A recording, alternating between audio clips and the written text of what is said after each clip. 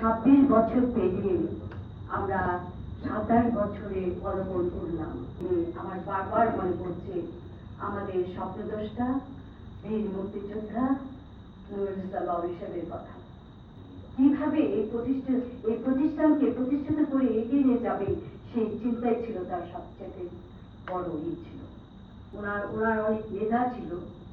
তার এই মেধা এবং শক্তি এবং গুণের কারণে প্রথম বছরই তিনি প্রথম হতে সফল হতে পেরেছিলেন। আজকে উনি আমাদের কাছে নেই, কিন্তু বারবার তার কথাই আমার মনে পড়ছে।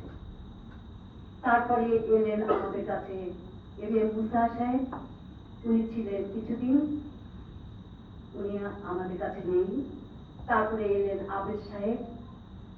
তারপরে মনে হয় আমি এসেছিলাম। তারপর আমাদের সাইকেল ভাই চলে গেলেন।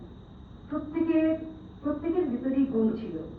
গুণ না থাকলে এই প্রতিষ্ঠানে প্রথম হতে পারে না। ওনাদের গুণের জন্য আজকে আমি ওনাদেরকে স্মরণ করছি এবং চিরদিন স্মরণ করে থাকবো ইনশাল্লাহ। তাদের কাছে আমি অনেক বেশি তাদের কাছে আমি কি বলবো, যে আল্লাহ যারা চলে গেছেন তারা দেশের বাংলা হন, আর যারা আছেন তারা আরো সামনের দিকে এগিয়ে যান। আজকের এই দিনে তাদের কাছে নিয়ে দোয়াই করছি।